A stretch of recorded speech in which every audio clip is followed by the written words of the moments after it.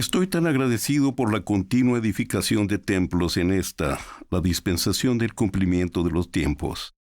Desde los primeros días de la restauración, los santos fieles han hecho muchos sacrificios para recibir las ordenanzas y los convenios del templo. Siguiendo su gran ejemplo, en 1975, después de muchos sacrificios económicos para viajar desde la Ciudad de México, mi querida esposa Evelia y yo, acompañados por nuestros queridos padres, fuimos sellados como esposo y esposa eternos en el templo de Mesa, Arizona. Ese día, al ser unidos por la autoridad del sacerdocio en la casa del Señor, nosotros verdaderamente experimentamos un vislumbre del cielo. Aquella experiencia me ha permitido apreciar mucho mejor cómo después de 3 años de arduo trabajo y gran sacrificio, los santos en Kirtland, Ohio, finalmente completaron su hermoso templo en la primavera de 1836, el primero en esta dispensación. En marzo de aquel mismo año, más de 1,000 personas se congregaron en el interior del templo y en sus entradas para el servicio dedicatorio. El profeta José Smith se levantó para ofrecer la oración dedicatoria, la cual había recibido por revelación. En ella, describió muchas de las extraordinarias bendiciones que son otorgadas a aquellos que entran dignamente en los templos del Señor.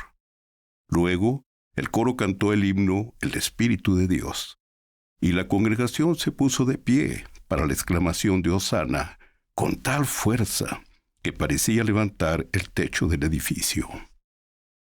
Una semana después, el profeta describió la aparición del Señor en el templo, quien dijo: «Porque he aquí, he aceptado esta casa, y mi nombre estará aquí, y me manifestaré a mi pueblo en misericordia en esta casa.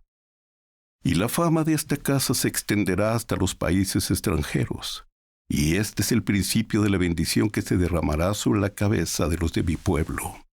Después de esta y otras visiones, Elías el profeta, que fue llevado al cielo sin gustar la muerte, apareció ante el profeta José Smith y Oliver Cowdery y dijo: «He aquí ha llegado plenamente el tiempo del cual se habló por boca de Malaquías, testificando que él, Elías el profeta, sería enviado antes que viniera el día grande y terrible del Señor, para hacer volver el corazón de los padres a los hijos, y el de los hijos a los padres, para que el mundo entero no fuera herido con una maldición.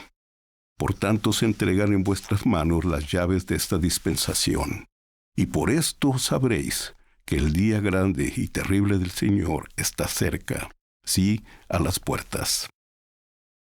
Una vez que el Señor restauró las llaves para sellar a José Smith, comenzó de nuevo la obra de salvación en ambos lados del velo en nuestra dispensación.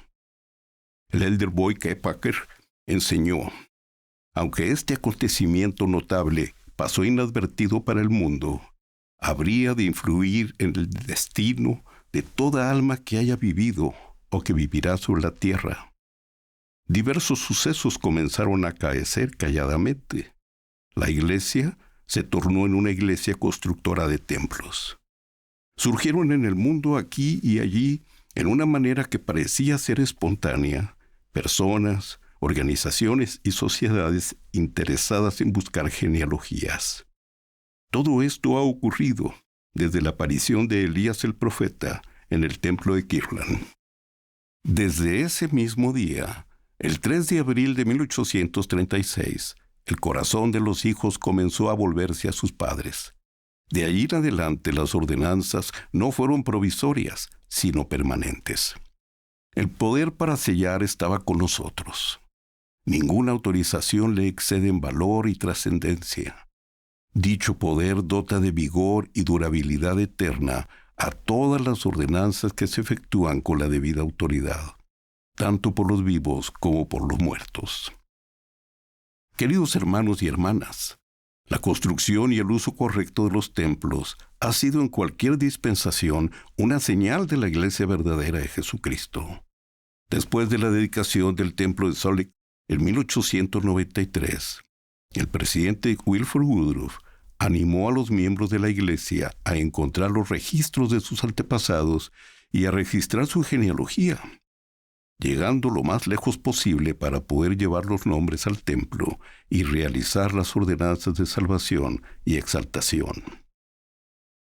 Un año después, en 1894, el mismo presidente Woodruff supervisó la creación de la Sociedad Genealógica de Utah.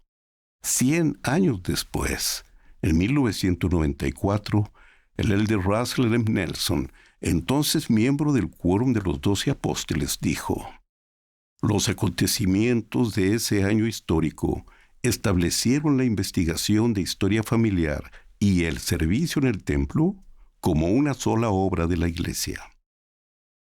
Queridos hermanos y hermanas, el Señor nos anima como miembros de su Iglesia a preservar nuestra propia historia familiar, a aprender de nuestros antepasados y a hacer los arreglos necesarios para que ellos también reciban las ordenanzas del Evangelio en los templos, a fin de ayudarlos a progresar en la senda de los convenios, lo cual los bendecirá con una familia eterna.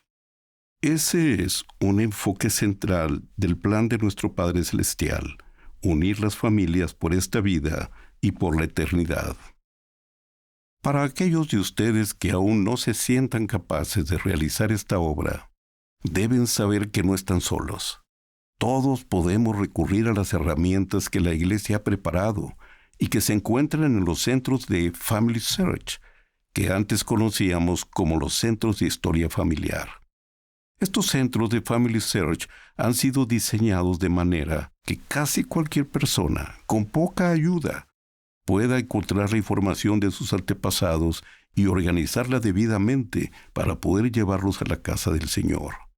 Por favor, contacten a los consultores de historia familiar de su barrio o rama, quienes los guiarán en cada paso del camino. A medida que sigamos la guía de los profetas y aprendamos cómo hacer nuestra historia familiar y realicemos las ordenanzas del templo por nuestros antepasados, experimentaremos un gran gozo al punto que no podremos dejar de hacerlo. El Espíritu inundará nuestro corazón, despertará nuestras facultades para lograrlo y nos guiará en la búsqueda de los nombres de nuestros antepasados. Sin embargo, recordemos que la historia familiar va más allá de solo buscar nombres, fechas y lugares. Es unir las familias y sentir el gozo que viene de extenderles las ordenanzas del Evangelio. Amo la inspirada enseñanza de nuestro querido profeta, el presidente Russell M. Nelson, quien ha dicho: «El templo es el núcleo del fortalecimiento de nuestra fe y fortaleza espiritual, porque el Salvador y su doctrina son la esencia misma del templo.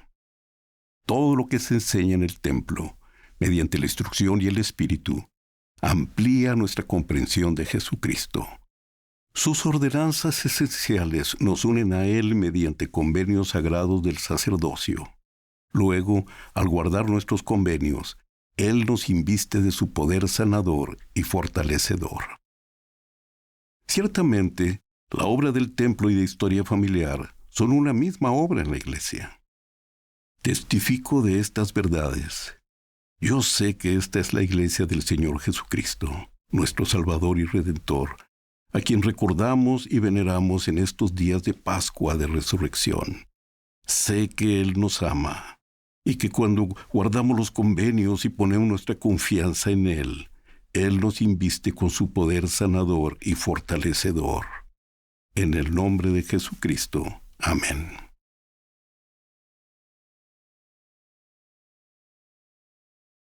And certainly, the work of the temple and family history are one and the same work in the church. I testify to these truths.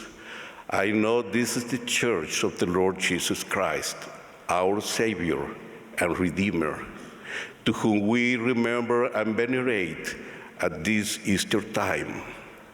I know He loves us, and when we keep our covenants and put our confidence in Him, He endows us with His healing and strengthening power. In the name of Jesus Christ, Amén.